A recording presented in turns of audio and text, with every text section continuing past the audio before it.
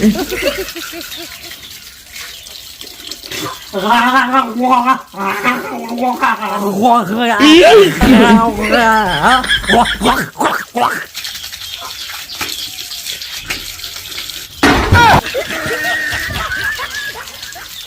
একটু আস্তে করেন না, আমিও তো নামাজ ছুটে যাবো, আপনি এরকম লাগাই দিলেন।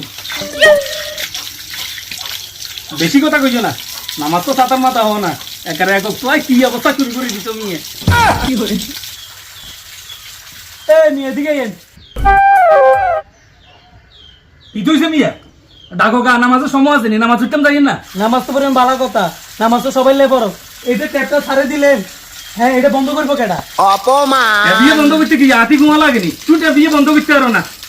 মুসলমানের ভাই ইয়েও জানো না কেন? নামাজেরও বেরিয়ে নিয়ে নামাজ উঠতে আইছেন নিয়ে, আচ্ছা ট্যাপটাই বন্ধ করতে এলেন না নিয়ে।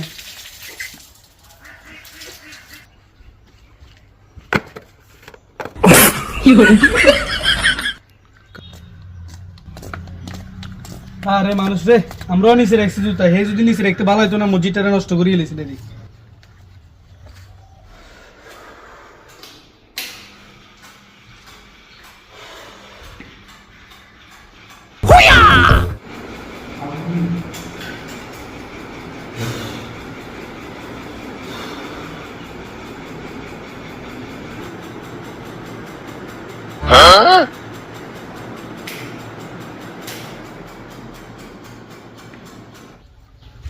ভদ্রলোক দাঁড়ান, আপনি যে মসজিদের ফাঙ্কাটা সারি দিয়েছেন, বন্ধ করবো ওটা কেডা?